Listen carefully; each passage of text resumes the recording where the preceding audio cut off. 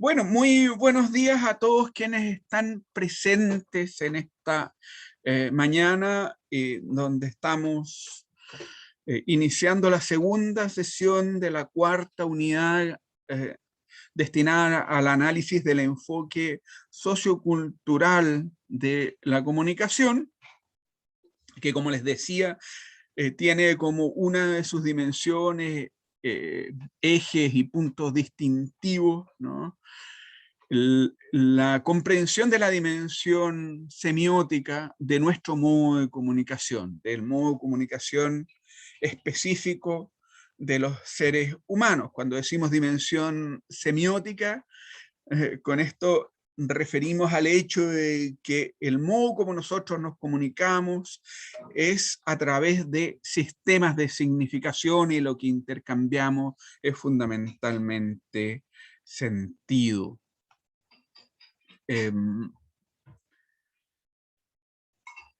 Y ese es el tema que nos va a concentrar en el día de hoy. Nos vamos a concentrar, fíjense, en un concepto que es el de la mediación semiótica. También podemos llamarla mediación simbólica.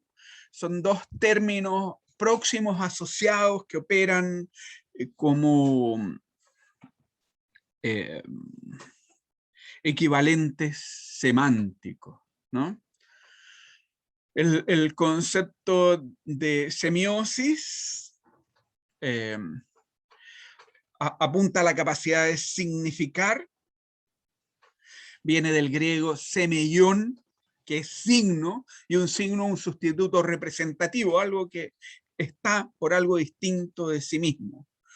El concepto de símbolo viene de otro término griego, ¿no?, simbolón, que es lo que está arrojado junto, porque una de las características, fíjense, de los signos, esta capacidad, esta condición asociativa, donde tenemos un elemento del plano de la expresión que se asocia a un elemento del plano del contenido, que se encuentran articulados, nosotros los hacemos converger en nuestra mente. Lo propio, fíjense, de la semiosis, de la simbolización, ¿no?, es esta articulación de elementos del plano del significante y del significado. Nosotros, en tanto, operamos sistemas de significación que operan sustituciones representativas, somos capaces de compartir contenidos de carácter conceptual. Y esto hace que, fíjense, nuestro modo de comunicación implica un grado de complejidad que es bien distintivo, y vamos a decir que para comprender este modo de comunicación, las particularidades de la comunicación humana, es indispensable comprender la noción de significación, de signo, por lo tanto los procesos semióticos.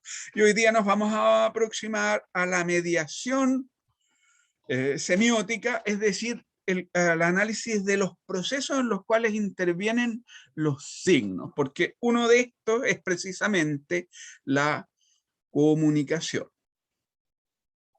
Voy a compartir un PowerPoint que hemos preparado, ¿no?, para la sesión de hoy. Y partimos con una pregunta para ustedes, ¿ya? Miren, tenemos acá una serie de imágenes que nos muestran a distintas especies. Y la pregunta es: ¿cuál es la principal diferencia entre ellas? Ustedes ya supondrán, obviamente, que es una pregunta que debemos responder desde el contexto de la asignatura de teoría de la comunicación. ¿Cuál es la principal diferencia desde el punto de vista de la comunicación? Que es lo que nos interesa comprender a nosotros. Entonces, les dejo la palabra, a ver si hacemos un ejercicio de reflexión conjunto, compartido, sobre estas características distintivas, diferenciadoras, ¿no?, entre una especie y otra.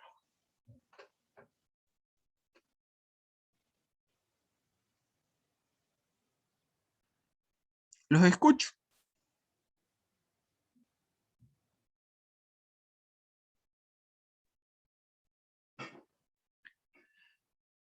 Anímense, por favor. Ya, pregunta, ¿son todas estas especies sociales?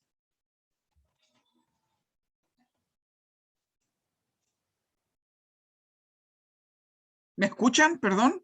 Em, Ya. para mí solo serían las dos imágenes que están a la derecha. ¿Ya? La Eh, tribu eh, indígena y el de abajo el Ku Klux Klan, ¿no es cierto o no? sí. O sea, solo los seres humanos somos seres sociales, somos una especie social. Yo tengo entendido que los ratones y los simios también viven en comunidades. ¿Ya? Sí, efectivamente. A las especies sociales son especies que viven y resuelven sus desafíos adaptativos en conjunto. Por ejemplo, si desarrollan tareas de cooperación, por ejemplo, en la crianza, en las prácticas de alimentación, en las prácticas de defensa, en las prácticas de procesamiento de información. Por ejemplo, si es que uno de los miembros del grupo le pasa al otro, ¿no?, información diciendo que hay un peligro, una advertencia, eso supone ya comunicación y supone coordinación de acciones, supone vida social. Entonces, bueno, por ejemplo, en el caso de las ratas es bien curioso, ¿no? Eso, viven en comunidad, no viven en soledad tanto los chimpancés como las ratas, fíjense, son mamíferos, ¿no? Son seres sexuales, es decir, tienen que encontrar pareja para reproducirse, tienen prácticas de crianza. Y ustedes los pueden ver ahí interactuando. Hay interacción y coordinación de acciones en la interacción. Luego, lo podemos preguntar de otra manera. ¿Las ratas y los chimpancés se comunican?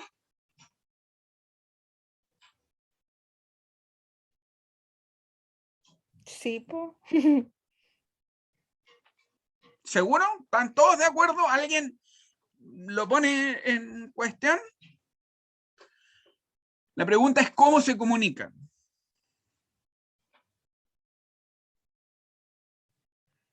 Si se comunican, hay un sistema de comunicación tras de ese proceso que les permite intercambiar información, coordinar acciones. Ustedes saben que las ratas son seres bien extraordinarios. Bueno, hay que decir también los chimpancés también, ¿no? Pero, por ejemplo, las ratas son empleadas habitualmente en laboratorio, no solo de las industrias médicas para probar medicinas, en fin, productos, sino también en los laboratorios de ciencias cognitivas, porque tienen capacidad de resolver problemas, son seres bien inteligentes. No solo tienen capacidad de resolver problemas, sino que son capaces también de transmitir, enseñar la solución de esos problemas. Toman decisiones grupales. Ustedes saben, por ejemplo, que las ratas suelen enviar cuando tienen dudas respecto a un determinado alimento, si es que puede estar contaminado, si eventualmente puede estar envenenado, ¿ya?, envían al más viejo a probar ese alimento y luego observan lo que ocurre. Y si le pasa algo a esa persona, perdona, a esa persona, a ese miembro, a ese integrante del grupo social, no consumen ese alimento. Eso es tan así, fíjense yo, años atrás, ¿cuántos años atrás? Más de 30 años atrás, ¿no?, cuando estaba recién en los últimos años de la escuela de periodismo en la Universidad Católica. Yo estudié allí, empecé a hacer la práctica en la revista APSI y después me quedé trabajando ahí. Bueno, hice en una ocasión un reportaje sobre las ratas. Entonces fui a reportear a Bayer, que es esta empresa productora de venenos para ratas. Pues bien, incluso en la fábrica de venenos para ratones tenían problemas de rata. Porque aprenden, tienen capacidad de aprendizaje, tienen capacidad de comunicación de sus aprendizajes. ¿Ya? Son bien notables las ratas. Los chimpancés, por supuesto, también tienen repertorios comunicativos complejos. Y ustedes pueden ver ahí comunicándose. Pero ¿cómo se comunican? Esta es la pregunta. ¿Cuál es la forma predominante de la comunicación?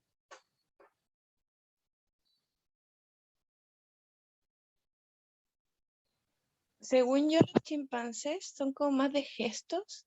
¿Ya? Es bien gestual la comunicación que hay allá. Vean, en ese caso la pareja de chimpancé, la monita como estira su trompita. Así. Sí, profe, con gestos, de hecho, yo había leído que un científico había descubierto como más de 60 significados con los gestos. Por ejemplo, cuando piden que se rasquen y cosas así. Sí. Oye, efectivamente. Y es predominantemente, por lo tanto, no verbal, gestual, ¿ya? Eso es bien interesante porque es el propio cuerpo el que se vuelve un instrumento de comunicación.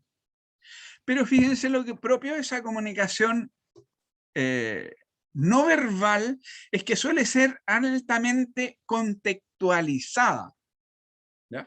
Por ejemplo, un individuo del grupo le comunica a través de sus estados emocionales la situación en la cual se encuentra a los otros. Por ejemplo, le puede comunicar su deseo sexual. ¿Ya? Pero eso implica, bueno, yo en estos momentos, haciendo la traducción, tengo deseo, estoy disponible, pero no le puede comunicar, oye, mira, sí, yo a lo mejor la próxima semana estaría dispuesto a tener un encuentro contigo. ¿Ya? Es decir, no puede abstraer el mensaje respecto a la situación en las cuales se encuentran. ¿Mm? Por lo tanto, las formas de futuro, de condicionalidad, son difíciles de comunicar. Es una forma de comunicación respecto a condiciones y necesidades contextualizadas, concretas, ¿ah? Puestas en el tiempo y en el espacio. ¿Ya? Por lo tanto, una condición semántica restrictiva respecto a nuestra forma de comunicación, pero sí tienen formas de comunicación complejas y no, y bueno, parte de esta es una comunicación regulada biológicamente, pero no solo biológicamente, ¿eh? También aprenden y son capaces de crear signos sociales. De hecho, por ejemplo, hay un famoso caso de hay varios simios superiores que han sido educados, se les ha tratado de enseñar lenguaje, el caso de un orangután que llegó a aprender un repertorio relativamente extenso de señales convencionales, y con esta era capaz de elaborar mensajes relativamente complejo, pero es un repertorio limitado, ¿ya? Porque como no se comunica verbalmente, bueno, lo debe hacer a través de gestos y cada gesto se asocia a un concepto. Entonces, es un lenguaje ideográfico, ¿ya? Tienen capacidad de memoria, pero tampoco ilimitada. Pero sí son capaces de reflexión, de pensamiento, ¿no? Profe, creo que en ¿Sí? una película vi que no sé qué clase de mono era, pero era una especie de, creo que era un orangután o algo así, que hablaba en lengua de señas en la Sí, película, ¿no? Sí. sí, sí, sí. Exactamente eso es lo que estoy diciendo. Hablar lengua de señas, ¿sí? Tal cual. Sí, sí, era muy entretenido verlo. Y que, Creo que era George de la Selva. ahora, ojo con lo siguiente. Una cosa es Hollywood, u otra industria cultural. Y lo que estamos hablando, yo lo que te estoy haciendo referencia es más bien a prácticas de enseñanza y aprendizaje en condiciones de control, es decir, trabajos de experimentación e investigación, ¿ya? Porque luego, claro, o sea, si tú te vas a Hollywood, los ratoncitos bailan, bailan twist, ¿ya? Pero bueno, debemos hacer la distinción entre, digamos, esas imágenes que vienen desde las películas a los trabajos de investigación, ¿no? Profe, creo Pero sí, que los orangutanes, y no solo los orangutanes, los chimpancés son capaces de aprender repertorio de señas y comunicarse. ¿Mm? Catalina. sorry por interrumpirlo. Lo que pasa es que, ¿Sí? ¿sí me escucha? Ah, Sí, ya. sí, sí, escucho. Sí, sí, Es que se escuchamos. pegó. Lo que pasa es que yo me acuerdo que había un orangután, no me acuerdo si se llamaba Coco o algo así, que aprendió lengua de señas. ¿Perdón, que aprendió? Lengua de señas, Sí, sí, un sí. orangután. No me Sí, acuerdo en qué año fue, una profesora le enseñó, el de la Universidad de Stanford, y fue exactamente. como una de las primeras simios que aprendió la lengua de señas. Y no solo eso, y está el caso, ya no me acuerdo cómo se llama el nombre del orangután, pero antes de morir dejó grabado un mensaje para la humanidad. Es increíble porque reflexiona acerca de la relación que tenemos los seres humanos con nuestro medio ambiente. Y el orangután nos dejaba un mensaje, es decir, pensaba, reflexionaba y era capaz de comunicarse. ¿Ya? Ahora, con ciertas restricciones, ¿ya? Porque si bien logró ese grado de desarrollo de competencia lingüística para enviar un mensaje completo, bueno, tampoco era capaz, por ejemplo, de generar una filosofía o un sistema científico, pero sí era capaz de compartir su experiencia y su visión del mundo. ¿Ya?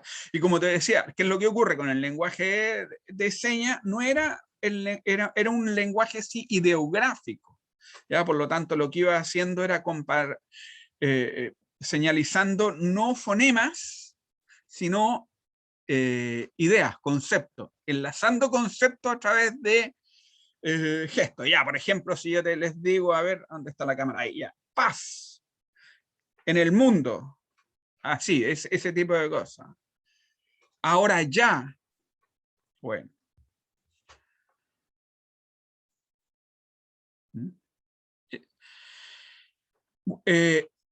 Esto es bien interesante porque vamos a decir en el curso de esta sesión que los seres humanos, fíjense, nos distinguimos por ser seres culturales. Somos animales culturales. Esto hay que detenernos en reflexionar qué es lo que implica, ¿ya? Pero hay que decir que la cultura, y como todos los elementos en el plano de el desarrollo evolutivo, no emergen de un día para el otro, ni en un salto discontinuo, de modo tal que estas especies que tenemos ante nuestros ojos, y no solo ellos, en general los mamíferos superiores, ¿ya? Son seres protoculturales, es decir, hay una gradiente de manifestaciones culturales. ¿Cuáles son las manifestaciones culturales? Fíjense, aquellas que se cultivan en el curso de la existencia de los individuos en el marco de sus comunidades. Esto es repertorios conductuales aprendidos y transmitidos de una generación a otra. Hay cultura cuando los seres vivientes son capaces de aprender, es decir, desarrollar respuestas adaptativas a elementos del contexto que son emergentes, ¿ya? Y son capaces de heredar ese aprendizaje. Se transmite de una generación a otra. Ese tipo de comportamiento están en las ratas, están en los simios y están desarrollados en un grado mucho mayor en nuestra especie. Y eso es lo que nos distingue, es decir, hay una diferencia de gradiente en el desarrollo de capacidades de aprendizaje, de uso de sistemas de significación que son aprendidos, ¿ya? Porque parte de los comportamientos comunicativos que ustedes están viendo aquí en este caso, en las ratas, en los chimpancés, no son aprendidos, como por ejemplo, vean esas ratitas que están allí mirándose directamente una a las otras, están tocándose a través de sus bigotitos, ¿ya? Y están olfateándose. El reconocimiento de señales químicas, ¿ya? Que es una capacidad que nosotros también tenemos, es mucho más fuerte en este caso en las ratas, y es una forma de comunicación. Se puede reconocer si es que es miembro del grupo social, en fin, la condición en la cual se encuentra, etc. Bueno, esa es una forma de comunicación innata, ¿ya? Genética, biológica. Lo que ocurre en nuestra especie es que se produce un desplazamiento entre las formas de comunicación que son innatas, que vienen dadas genéticamente, hacia otras que son aprendidas, ¿ya? Entonces, por ejemplo, me parece que fue Fernando quien intervino al principio, destacaba el caso de la tribu y el Ku Klux Klan. ¿Qué es lo que hay, fíjense, en los elementos de comunicación en los seres humanos y que se ve en esas diapositivas? ¿Qué es lo que sería diferenciador de las otras especies?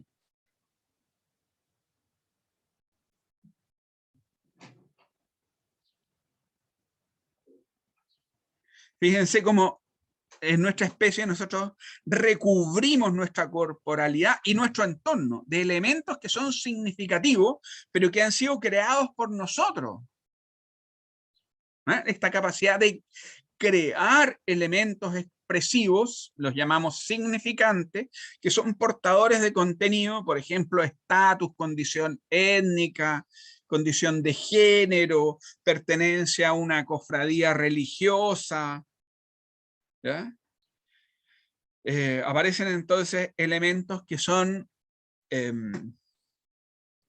signos convencionales, elementos significantes creados para la comunicación, producidos por nosotros, ¿no? Versus estas prácticas de gestualidad que forman parte de un lenguaje seminatural que está entre lo genético y lo cultural, porque empleamos nuestra propia corporalidad, en muchos casos, fíjense en el caso de las emociones, expresan nuestros estados internos, si estamos contentos, si es que tenemos una necesidad, si estamos angustiados, si tenemos dolor, ¿ya?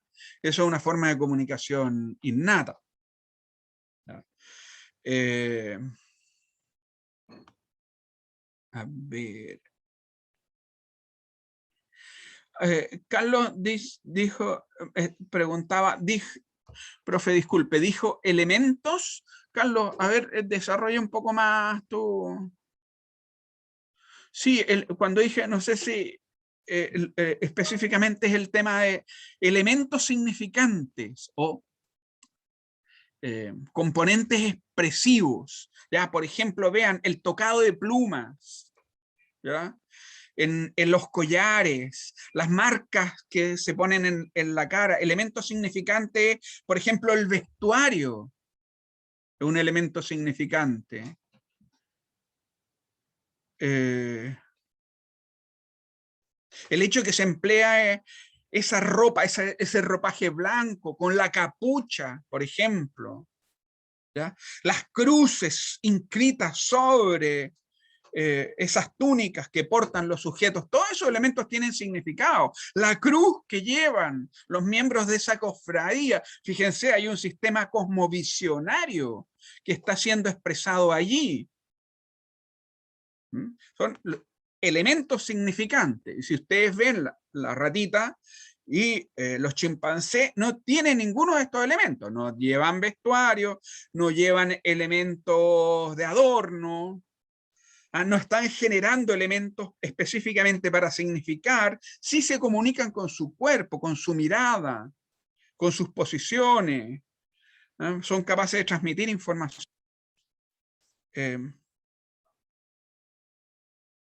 ¿Me escuchan?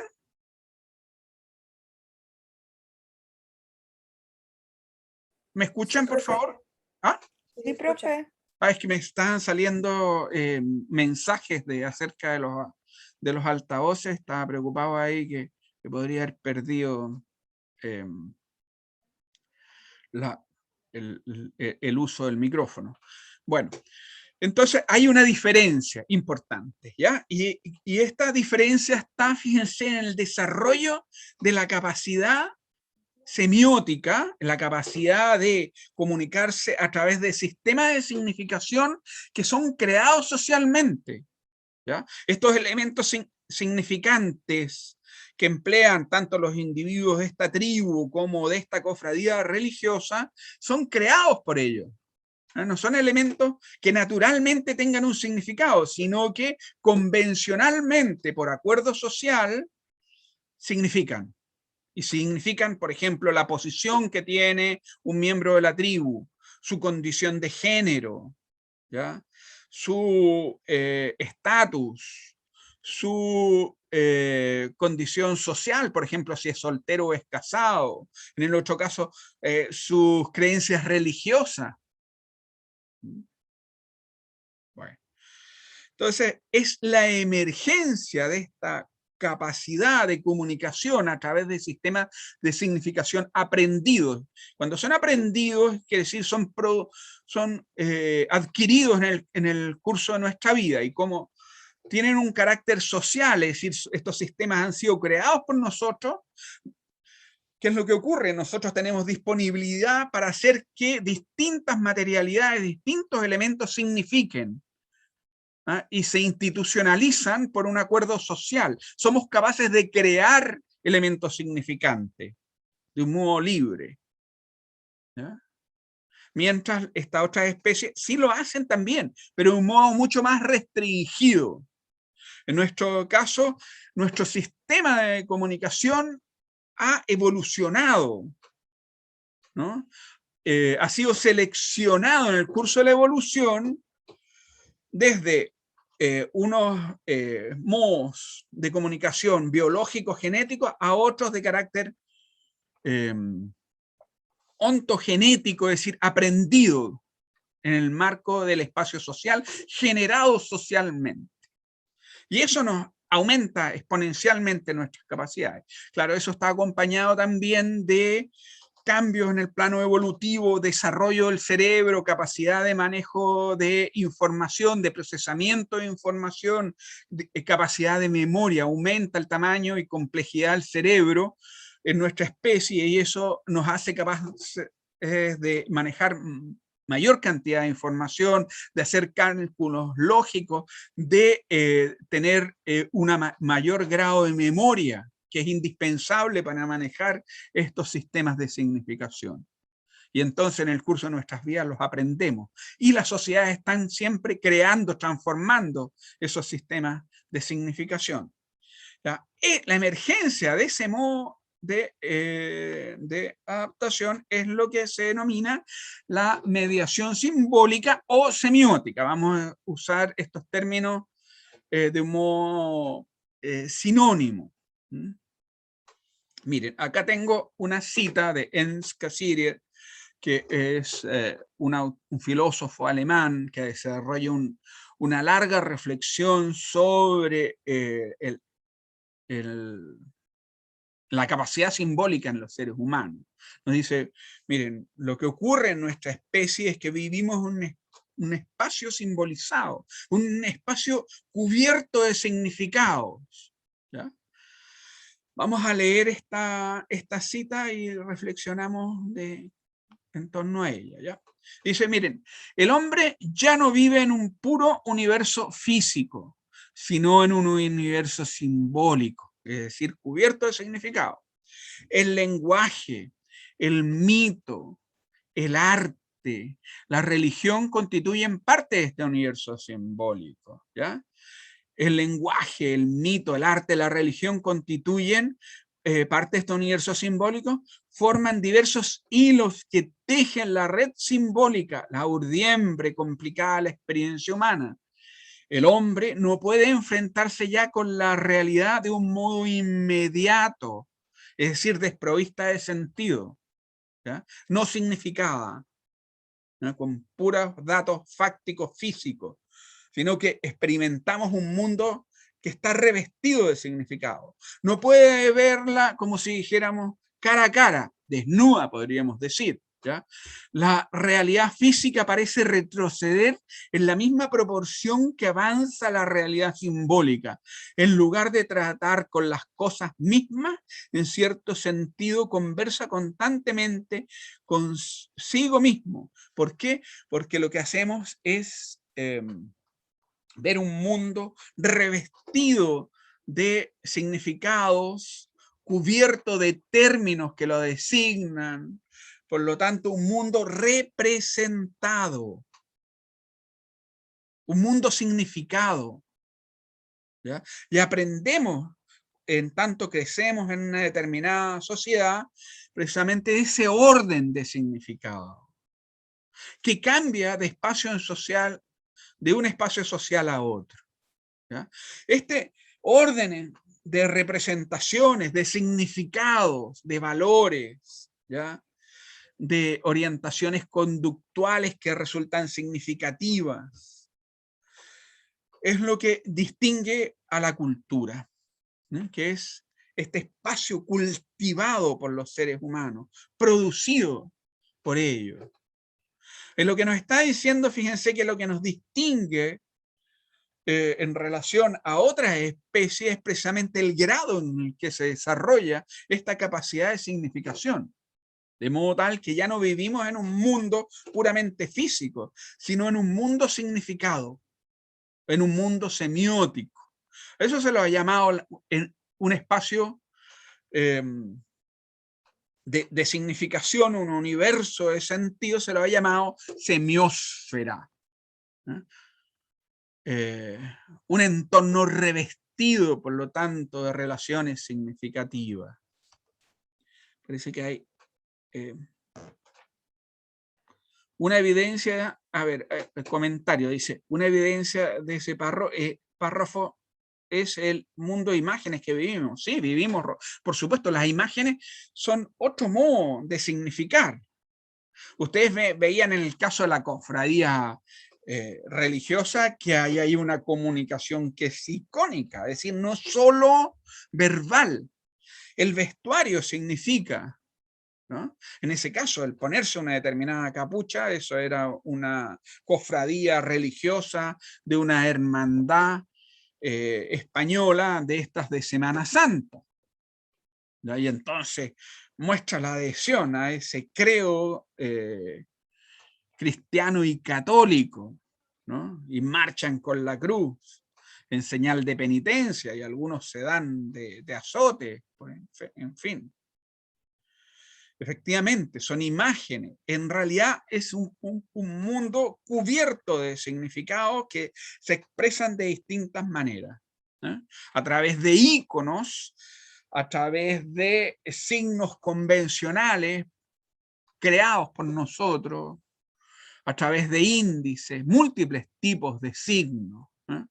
Ahora, lo que vamos a decir es que por lo mismo, dada esta condición específica y distintiva de nuestra especie, nuestra condición humana, es que comprender la comunicación exige comprender la significación, el proceso en que algo significa, es decir, comprender la semiosis, ¿eh? El término que designa el conjunto de los procesos de significación. Porque esto es lo que diferencia nuestros modos de comunicación. La comunicación es algo que ocurre intercambiando sentido, intercambiando significados. Entonces, bueno, tenemos que aproximarnos a estos conceptos y trabajar con ellos. A ver qué pasa con mi PowerPoint, a ver si puedo seguir avanzando ya.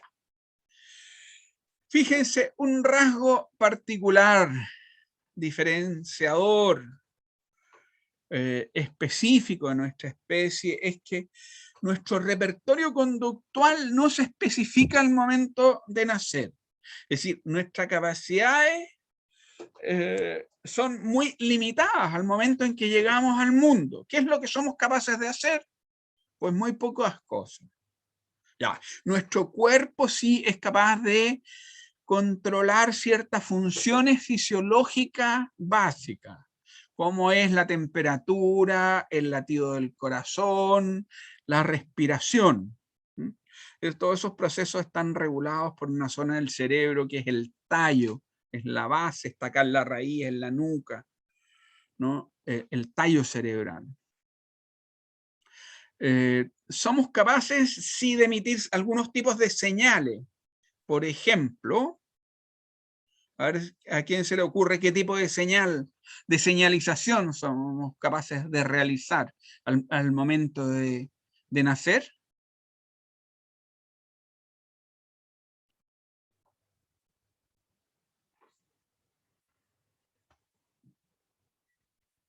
El llanto, claro. Carlos parece que hoy día está sin micrófono, pero se comunica por el chat. Muy bien. Sí, somos capaces de llorar, claro. Ahora, fíjense, ese es como un signo universal, porque podemos llorar por muchas cosas distintas. Podemos llorar porque tenemos hambre, podemos llorar porque nos duele la guatita, por ejemplo. Y los padres tienen que discernir, dice, bueno, ¿y por qué llora? Porque tenemos un dolor, puede ser un dolor de oído. Porque tenemos susto, porque tenemos frío, fíjense. Hay distintas situaciones, pero sí somos capaces de llorar. Perfecto. También somos capaces de espejear, fíjense, conductas. Ahí está esta capacidad que es la de replicar el comportamiento del otro, de reflejarlo, está gobernada por las neuronas espejo. Y entonces podemos devolver una sonrisa, por ejemplo. Somos capaces de hacer eso. Es decir, somos capaces de reconocer señales, algunas señales básicas y reproducirlas. Eso es una capacidad mimética, fíjense. Una de las condiciones básicas de la comunicación es la mímesis, la capacidad de reproducir el comportamiento del otro. Tenemos capacidad de aprendizaje. Eso es extraordinario. Fíjense que si bien al momento de nacer no hablamos ninguna lengua en particular, tenemos la capacidad innata de aprender a comunicarnos lingüísticamente. Tenemos la capacidad de aprender tipos de comportamiento y reproducirlo. Tenemos la capacidad de imitación instalada. Entre estas, la capacidad de distinguir términos lingüísticos y reproducirlos. Y comenzamos a ser sometidos a un proceso de socialización extenso, que parte con la enseñanza y aprendizaje de la lengua materna. Fíjense, además se designa así, lengua materna, porque habitualmente quienes se encargan de esta función de modo predominante son las mujeres, las madres, las abuelas, las tías, las hermanas, en fin, las personas que están en el espacio doméstico. Ahí hay una especialización, una diversificación social del trabajo que hace que las mujeres en general están en el espacio doméstico y se encargan de los procesos de socialización de los nuevos miembros del grupo social. Versus los varones que están dedicados a actividades laborales, de trabajo externo, fuera del espacio doméstico.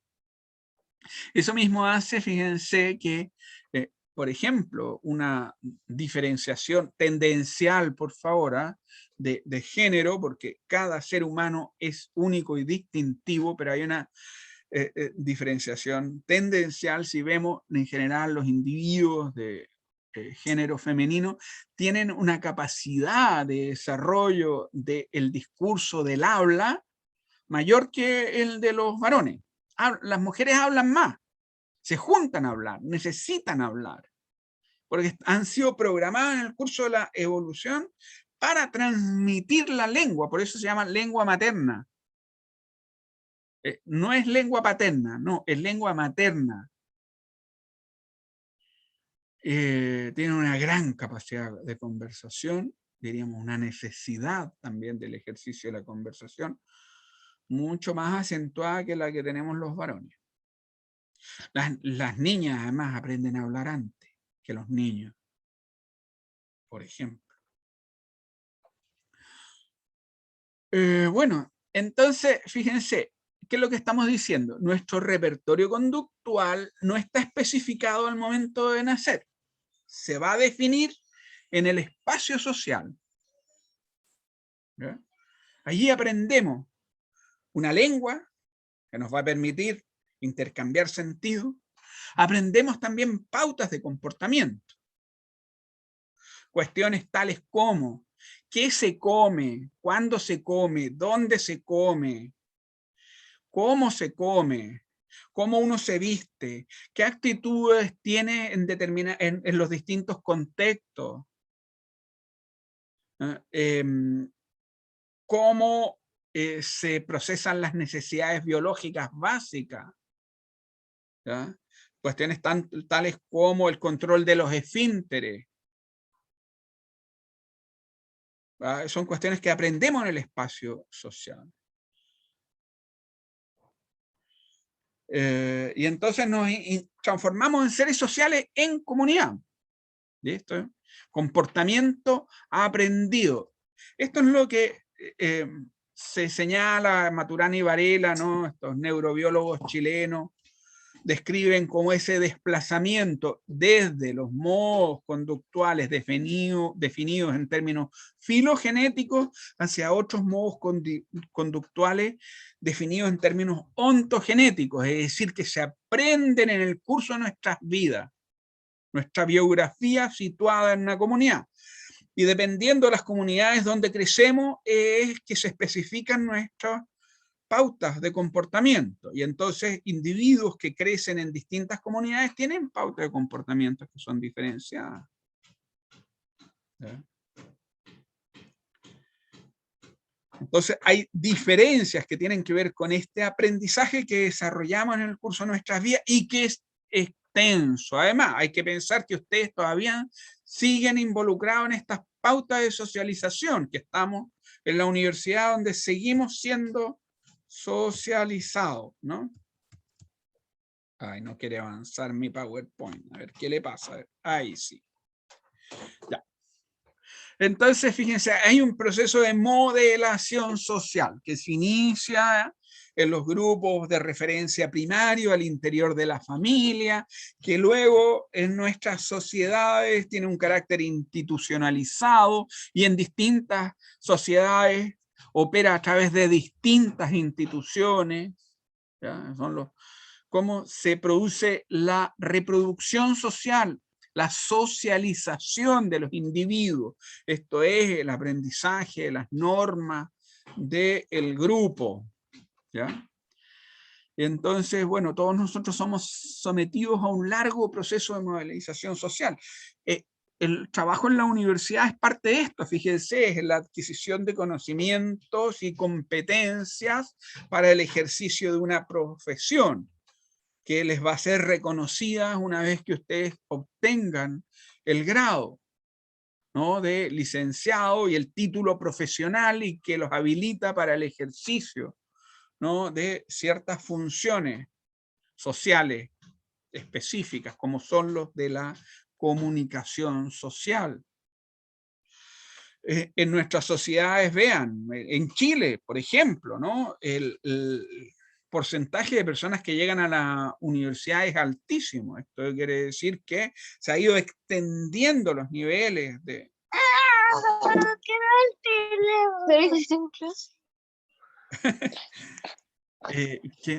se nos ha sumado un nuevo compañero, parece, ¿no? Por favor, les ruego, regulen ahí los micrófonos. Bueno, un largo proceso de modelización social, en el cual nos constituimos en sujetos plenos. Desarrollamos, por lo tanto, conocimientos que nos habilitan a vivir en comunidad. Entonces, bueno, lo que nos distingue es que somos animales culturales. ¿Ya? Fíjense, el término cultura viene del latín colere, que significa cultivar. Y esto está indicando que lo que distingue a nuestra especie es que nuestras capacidades deben ser cultivadas en el espacio social. Si no son cultivadas, no se desarrollan. Quien no es sometido a un proceso de socialización primario, pues no llega a aprender una lengua. Hay casos documentados, seguramente ustedes han oído hablar de los llamados niños lobo, niños simio, niños, incluso niños nutria. Es decir, niños que fueron acogidos por comunidades de animales y que desarrollaron pautas de conducta propias de esa especie, y que si bien luego fueron rescatados e incorporados a la vida social, no llegaron nunca a constituirse y desarrollarse de un modo pleno como individuos, ¿no? Sus capacidades se vieron restringidas, porque los primeros años de socialización son básicos en el desarrollo de esas capacidades, nos improntan, nos fijan modelos conductuales y ya es difícil escaparse y reprogramarlo. ¿Ya? Entonces, bueno, ¿qué es lo que ocurre con nosotros? Es que nuestras capacidades son cultivadas a través del aprendizaje de sistemas de significación, la lengua natural, ¿no? Llamadas las lenguas maternas, ¿no? Que son un proceso de aprendizaje que es fundamental para el desarrollo de nuestras capacidades psíquicas superiores.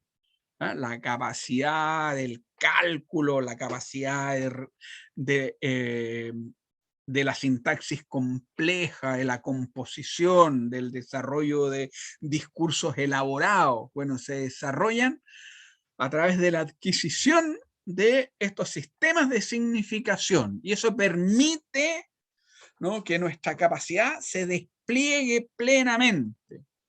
Por eso los primeros años de socialización, de educación, son decisivos. La estimulación temprana, ¿no?, el ser sometidos a estos procesos de transmisión de la cultura, hace un cambio que es distintivo.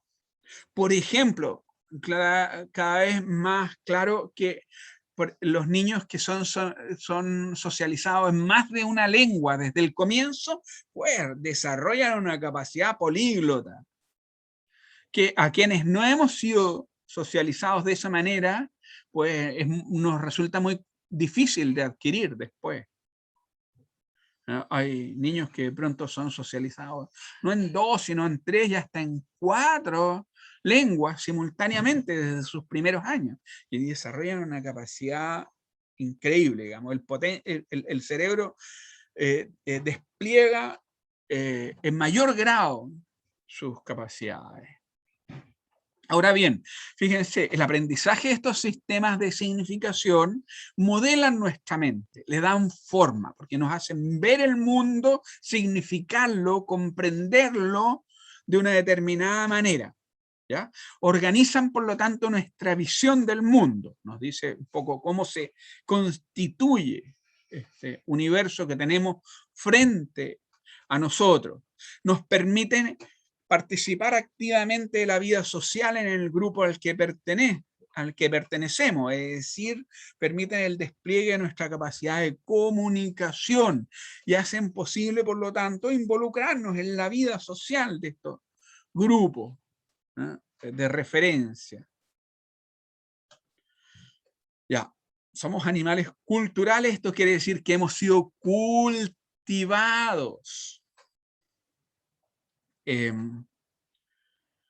A ver, acá hay otra pregunta de Carlos. Dice, ¿en qué grado de dimensión social afecta o influye el desarrollo de la cultura? A ver, ahí hay que preguntarse, fíjense, lo que, para responder la pregunta que propone Carlos, hay que atender a qué es lo que se entiende por desarrollo. En Occidente tendemos a pensar que el desarrollo es básicamente crecimiento económico, desarrollo tecnológico, pero no es el único punto. Las culturas también son elaboradas desde el punto de vista de los sistemas de representación. Y en eso, fíjense, se ha demostrado que los mundos, los universos que habitan personas que muchas veces viven en comunidades que tienen un bajo nivel de desarrollo tecnológico, es igual o más complejo que los que vivimos en sociedades hiperdesarrolladas. Por ejemplo, una cuestión interesante, ya, por ejemplo, lo que sucede cuando emerge desde el punto de vista comunicativo la capacidad de escritura y la escritura fonética, ¿ya? ¿Qué es lo que ocurre? Que la escritura fonética, es decir, la representación de sonidos a través de grafema, de letras, ¿no? Que permiten la composición de signos lingüísticos y la inscripción de estos signos lingüísticos y por lo tanto de la información que estos portan en distintos tipos de soporte, permiten el almacenamiento de la información en sistemas que son externos a nuestra mente. Bueno, eso ese desarrollo hace que la memoria se ejercite menos, ¿ya? Hoy día, por ejemplo, nosotros no necesitamos memorizar información, porque está disponible. Hacemos un link y accedemos a ella. Está allí. ¿Ya? En sociedades prealfabéticas, pues se requiere un mayor grado de memoria. Tenemos que aprender textos, porque es en la mente, en el cerebro humano, modelado culturalmente y que configura la mente, es donde se almacena, se deposita la información de la comunidad. Entonces, bueno, nos encontramos con que muchas veces la vida cultural de sujetos que viven en sociedades que tienen bajo nivel de desarrollo tecnológico es igual o más compleja, igual de rica, con sistemas cosmovisionarios que son sorprendentes, tipos de experiencias, viajes. Bueno, yo vengo llegando, fíjense, el día de ayer de un viaje por Perú, estamos programando la entrada hacia la Amazonía y el contacto y ir hacia zonas donde todavía hay comunidades que viven en el periodo formativo, es decir, con bajo nivel de desarrollo tecnológico, pero que tienen sistemas cosmovisionarios y culturas muy complejas, que manejan mucha información. Entonces, claro, sí, por supuesto, el grado de desarrollo modifica la cultura y cambia los entornos y cambia los tipos de sujetos, pero nos podemos encontrar con sorpresa, es decir, que personas que vivan en sociedades iletradas tengan capacidades que nosotros no tenemos, porque nosotros descansamos en la tecnología, es decir, que manejan repertorios de canciones, de narrativa, de poética, que tienen una capacidad, por ejemplo, de desarrollo del habla, del discurso, que es sorprendente, porque son sociedades orales, entonces el tener retórica y manejar el lenguaje en toda su riqueza, fíjense, son personas que muchas veces dominan muchas más palabras de las que dominamos personas que vivimos en estas sociedades desarrolladas, occidentales, y son capaces, por lo tanto, de un pensamiento complejo. Pero sí, las características de los sistemas socioculturales influyen, claro, en los sujetos que forman. A ver si puedo cambiar. Ya, ahí sí. Entonces, miren, un concepto básico, ¿ya? ¿Por qué es básico? Forma parte de los repertorios conceptuales de nuestra disciplina. El concepto de mediación y particularmente vamos a ver hoy día el de mediación semiótica. Más adelante vamos a ver las mediaciones comunicativas, que son el objeto de estudio del enfoque sociocultural, es decir, cómo interviene la comunicación. El concepto de mediación semiótica es el estudio de los procesos en los cuales intervienen los signos y la significación, ¿no? Que están conformados, por lo tanto, por la semiosis. Fíjense, si vamos al étimo de mediación, es lo que, en términos estrictos, lo que está al medio, lo que está entre dos elementos. Un elemento mediador es algo que conecta, ¿no? Que articula, que tiende un puente, que une dos elementos que antes están separados. Tiene, por lo tanto, una función conectiva, ¿ya? Vinculante. Los elementos mediadores son los que están relacionando distintos procesos, fenómenos, elementos, objetos, personas. ¿Ya? Es una función conectiva. Fíjense, cuando nosotros pensamos en cuáles son los elementos que intervienen en un proceso, decimos, bueno, todo lo que interviene es parte, es un medio para, por lo tanto, la función mediadora tiene que ver con las formas como distintos acciones, elementos, objetos, procesos intervienen en el curso de un determinado fenómeno. Su participación. Cuando hablamos de mediación semiótica o simbólica, referimos precisamente a el conjunto de los procesos en los cuales participa, interviene, jugando un papel decisivo la semiosis. ¿Ya? Entonces, el conjunto de las intervenciones de los signos. ¿Y dónde intervienen? Vamos a decir, fíjense, en procesos cognitivos, comunicativos y sociales. ¿Ya? Porque ¿qué es lo que hacen los signos? Fíjense, conectan, articulan, es decir, permiten la mediación entre dos planos. El plano del pensamiento y el plano del mundo fenoménico. Si ustedes quieren, de la realidad, de los realia. ¿Ya? Porque los signos nos permiten hacer referencia, nos permiten pensar el mundo. ¿Ah? ¿Qué es lo que ocurre en el pensamiento? Cuando nosotros pensamos en algo, no es que tengamos ese algo físicamente en nuestra mente, lo que tenemos es una representación de ese algo. Por lo tanto, un sustituto representativo. Esos elementos que son sustitutos representativos los denominamos signos. Signo es algo que está en el lugar de algo distinto de sí mismo, a partir de una convención, de una norma, o de una asociación significativa que alguien produce. ¿Ya? Mire, si nos lo podemos ver así, si yo les digo, mire, piensen ustedes en alguien que aman.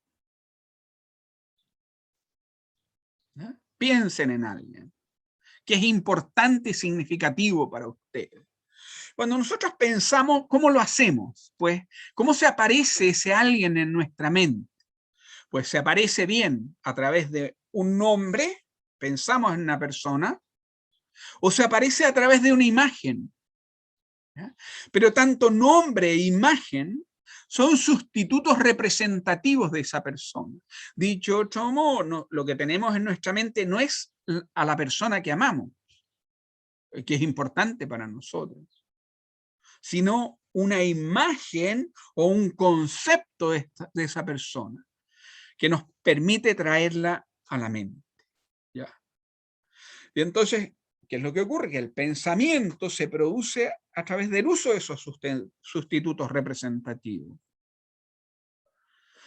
Si yo les digo, miren, piensen en la comunicación, reflexionemos sobre la comunicación, lo que hacemos es traer conceptos, términos lingüísticos a los cuales se asocian representaciones generales abstractas de ese fenómeno de la comunicación.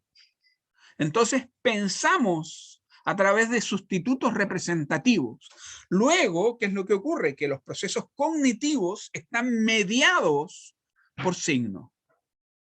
Uno de los espacios donde se presentan los signos y la semiosis es en el pensamiento, en la cognición. ¿Ya? Pero pensamos siempre sobre un objeto, sobre algo que está en el mundo. Lo mismo ocurre, fíjense, con la posibilidad de referir o predicar. Para yo poder hablar sobre el mundo, pues debo emplear sustitutos representativos. Si yo les hablo del sol, de la luna, de las estrellas, estoy usando términos que designan entidades de carácter extralingüístico que están en el mundo. Yo puedo predicar, yo predico. Fíjense, los signos dan forma al pensamiento, permiten la referencia, es decir, la indicación, la ostensión, la alusión a algo que está fuera de nuestro cuerpo y de nuestra mente. Permiten la predicación, describir, narrar, contar, explicar el mundo. En tanto, fíjense, modelan socialmente nuestras mentes, permiten la comunicación. Luego, fíjense, la semiosis, el uso de los signos, es constituyente, básico, esencial en nuestra experiencia y distintiva, una experiencia distintiva, diferenciadora de la de otras especies, que también se comunican, pero a través de otros sistemas que son filogenéticos, en grado aprendido. Pero en nuestra especie esta capacidad de manejo de los sistemas de significación alcanza un nivel de complejidad que nos diferencia de otras especies.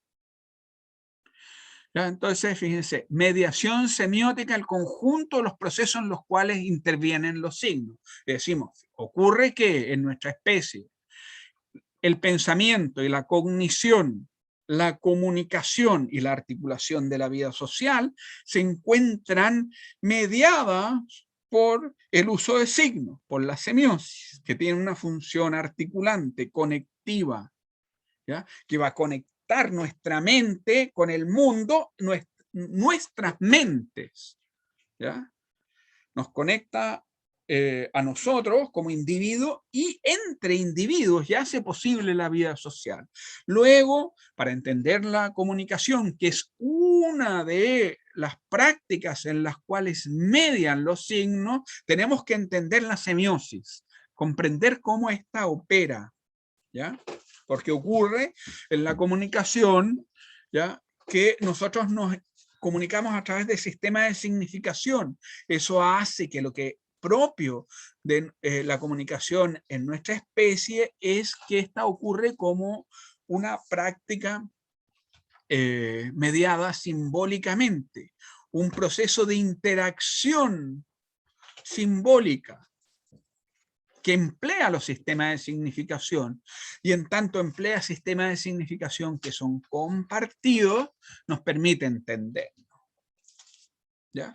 Entonces, bueno, fíjense, un campo trino de la mediación simbólica, decíamos, ocurre que los sistemas de significación son configurantes del pensamiento y la cognición. Hay una mediación cognitiva, que es la participación de los sistemas de significación en la generación de conocimientos. Nosotros conocemos fundamentalmente a través del uso de signos. No es la única forma de conocimiento, también conocemos a través de la experiencia y la praxis. ¿Ya? Pero luego podemos compartir esa praxis y esa experiencia a través de los signos. Y eso es lo que permite la acumulación de conocimiento y la transmisión de conocimiento de una generación a otra. Se distingue también por la mediación comunicativa. Dicho de otro modo, los sistemas de significación participan activamente en la comunicación humana. Es la participación de los sistemas de significación en el intercambio de sentido y la coordinación de acciones. Y en la construcción de una vida en común. Esto es la mediación social, ¿ya? La mediación simbólica hace posible los procesos cognitivos, comunicativos y sociales que configuran lo que denominamos la cultura. ¿Ya? En esta perspectiva podemos decir, ahora técnicamente, es decir, teóricamente, en perspectiva del enfoque sociocultural, que la cultura es el dominio de las mediaciones simbólicas, que involucra el uso de estos sistemas de significación que nosotros empleamos en prácticas, porque no es puro uso de sistemas en abstracto, nuestras prácticas comunicativas, instrumentales, productivas, sociales, ¿no? Cognitivas, se encuentran mediadas por estos sistemas de significación. ¿Ya? Y los procesos resultantes de los procesos cognitivos, comunicativos e instrumentales también se encuentran, ¿no?, modelados por esos sistemas de significación que articulan las prácticas sociales. Luego decimos, fíjense, la semiosis es central en la experiencia humana, configuradora de lo que llamamos la cultura, ¿no?, que es el uso de los sistemas de significación en prácticas que son cognitivas, de generación de conocimiento, de pensamiento, abstracción, comunicativas, de intercambio de sentido, instrumentales, productivas, sociales, de articulación o coordinación de acciones con los otros. Y todos los productos que emergen en estas prácticas, a su vez, se encuentran mediados, es decir, llevan las marcas de las características de esos procesos de mediación semiótica en los cuales han emergido. Bueno, voy a ver cómo estamos de hora. Ya, sí, todavía tenemos algún tiempo para aproximarnos al universo del sentido. Ya, les voy a pedir que hagamos un ejercicio de lectura de esta imagen.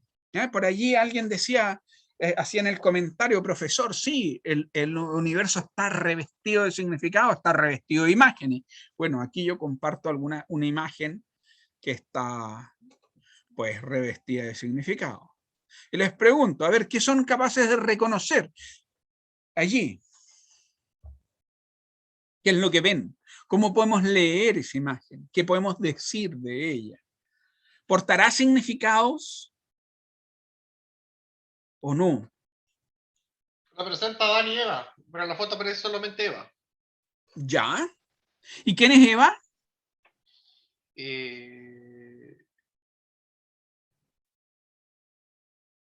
No lo sé explicar, profe. Sé lo que es, pero no lo sé explicar. Ya, a ver, ¿quién más se anima a interpretar esto? Ya, Eva. ¿Pero quién es Eva?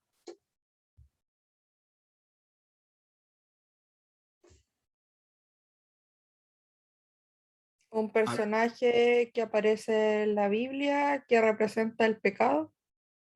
Ya. Y es un personaje femenino, ¿no es cierto? Sí. Sí.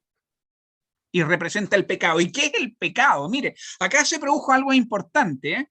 Porque miren, dice representa. Esto quiere decir que representa es que significa, que aparece como elemento significante de algo distinto de sí mismo. Porque Eva es una mujer que vive en un periodo retratado en la Biblia, ¿no?, que es el periodo inicial de la historia de la humanidad, en el paraíso terrenal, ¿no? Viven todavía en estado de inocencia, por lo tanto de desnudez, ¿no? Pero ella dice representa el pecado. Esta idea de la representación, cuando algo nos lleva a algo distinto de sí mismo, eso quiere decir que significa. ¿Ya? Hay varias intervenciones en el chat. Bueno, vamos a decir, a ver, desde un punto de vista cristiano, por supuesto, esto no es universal. Todos los significados, y esto es importante señalarlo, son instituciones convencionales, sociales y culturales, es decir, son creaciones humanas, ¿ya? No tienen una validez universal. Aquí lo que hicimos es poner una imagen que pertenece a nuestra cultura. Dentro de la tradición cristiana occidental, Eva, claro, tiene esos significados, ¿ya? En otros lados, Eva no existiría, digamos, no sería un referente. Si yo me voy a la Amazonía, claro, hoy día en la Amazonía hay proceso de evangelización y tienen la Biblia traducida a todas las lenguas locales, pero en las narrativas originales no existe una Eva. No está ese Profe, concepto. también va en la enseñanza, porque por ejemplo yo estuve toda mi vida en un colegio adventista y a mí me enseñaron que ella representa el pecado, por eso lo digo. Ya, No, muy bien. pero no es como que yo piense o crea eso, Por sino supuesto, que eso es lo que me enseñaron. por supuesto, sí, exactamente. Eso es lo que significa dentro de la tradición occidental. Podemos discreparlo, pero lo identificamos el significado, ¿no es cierto? Pero por ahí pusieron, entre medio de los comentarios iban, alguien dijo desobediencia, significaba la desobediencia. A ver, miren, uy, hay harto, es la desobediencia, decía Andrea. ¿Mm? El pecado, ya, miren, sí.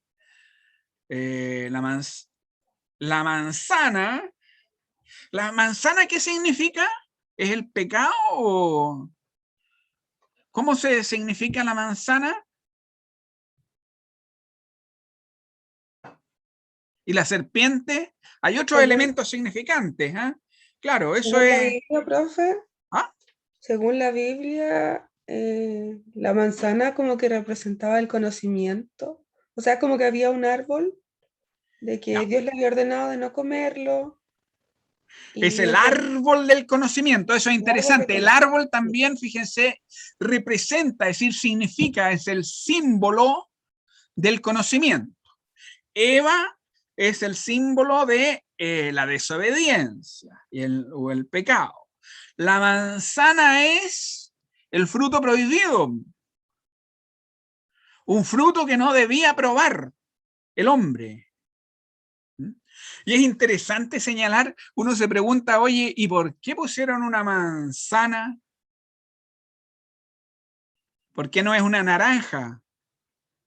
Es una construcción cultural. Bueno, porque hay que decir que en el espacio supuestamente original, la manzana no necesariamente era el árbol predominante, podría haber sido otra fruta, pero bueno, hay una construcción de esto. Y la serpiente, ¿qué significaba la serpiente? ¿Sería Satanás? Claro, es el opositor, el maligno. Sí, a Ya, mí me enseñaron que era Satanás y nos mostraban como películas animadas y hablaba con voz diabólica, así como cómela, cómela. ya. Bueno, esos son procesos de socialización, ¿eh? Son cosas que uno ha aprendido. Uno no llega al mundo con esos conocimientos. Y si es que hubieras nacido en otro lugar, pues no aprendería ese relato. Ese relato no sería parte de nuestra cultura. Si hubiéramos nacido en China, por ejemplo, seríamos taoístas a lo mejor. Entonces, depende de ese proceso de socialización. Pero hay algo interesante acá. Vean, como cualquier elemento puede ser usado para significar. Y en torno a esta imagen, que es un texto, fíjense, es una unidad semiótica singular, dotada de un sentido y un propósito completo, y es una unidad de comunicación. Es decir, acá vemos que hay un pintor que emplea elementos expresivos codificados, aprendidos dentro de una tradición para compartir un mensaje. Y este mensaje es un mensaje complejo, ¿ya? Porque nos trae una imagen de, en este caso, un libro considerado sagrado que cuenta el origen de los tiempos y la historia de la humanidad. Y está plagado, es decir, tiene una enorme densidad de significado, tiene una narrativa, implica una cosmovisión completa y una ética, porque también acá hay un componente ético de la desobediencia. Y fíjense, el pecado original, además, dentro de esta tradición cultural es un pecado que cae sobre todos nosotros. Es decir, nosotros seguimos padeciendo ese pecado. Entre otras cosas, fíjense, a las mujeres, por responsabilidad de este acto de desobediencia de Eva, les fue dado el parir con dolor. Eso de acuerdo a la Biblia, ¿eh? Por favor, entendamos eso. Le fue dado el parir, y a partir de entonces las mujeres parieron con dolor. Le están pagando ese pecado original. Y nosotros, todos nosotros debemos ser limpiados de ese lenguaje, perdón, de ese pecado original con el cual llegamos al mundo. A través de el bautismo, a través de la práctica y la inclusión de la religión católica, en fin. Bueno, vean, una enorme densidad de significado, un sistema cosmovisionario completo, una ética registrada en este soporte.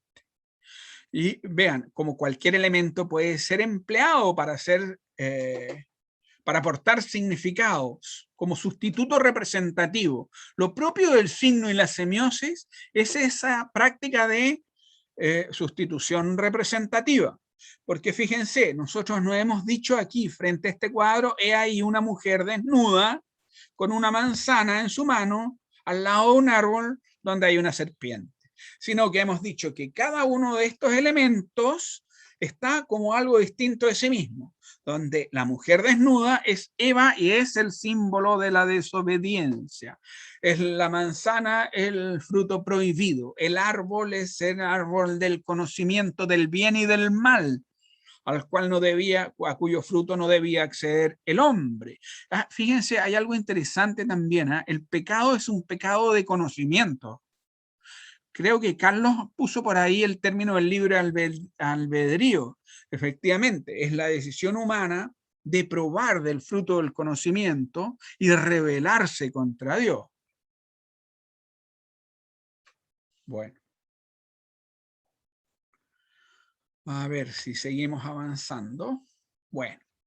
Entonces, todo lo que hicimos allí en esa práctica de lectura, ¿ya? De ese cuadro, es una práctica interpretativa donde leímos elementos como signo, como sustituto representativo. Eso es una práctica semiótica.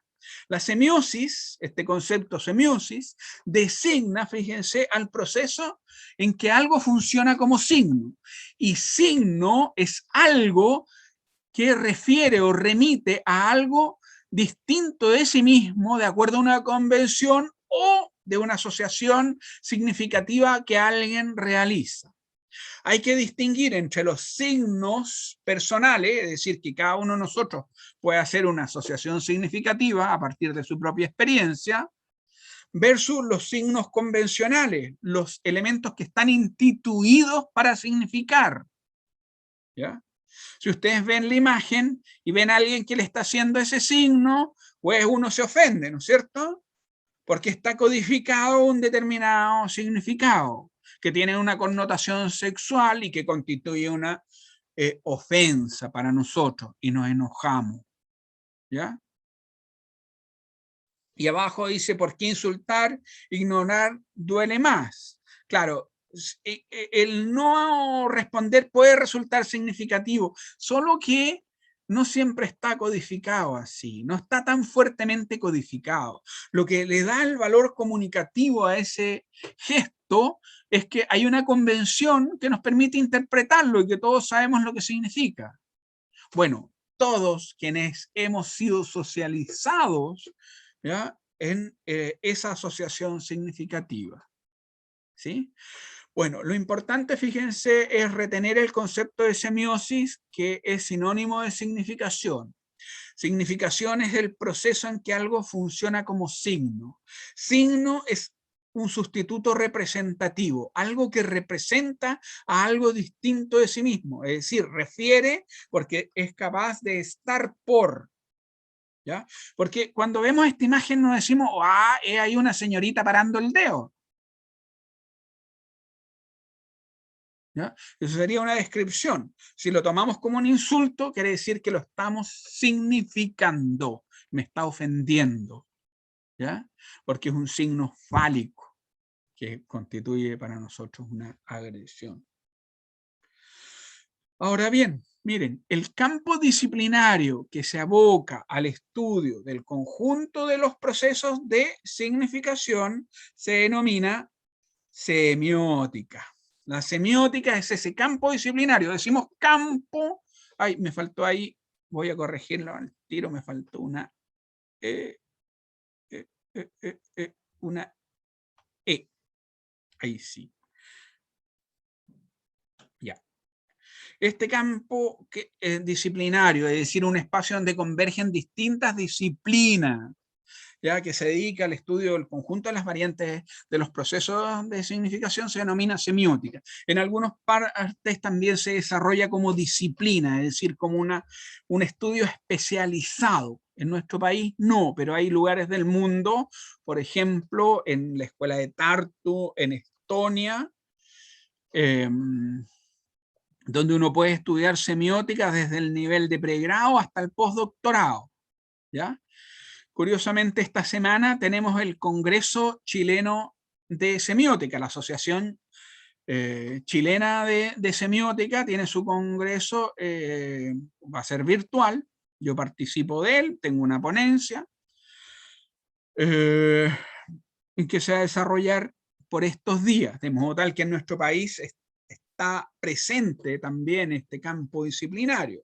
De hecho, yo soy en el magíster de comunicación que tenemos aquí en nuestra universidad, profesor de semiótica de la comunicación. Bueno, el estudio de los procesos de significación está a cargo de esta área de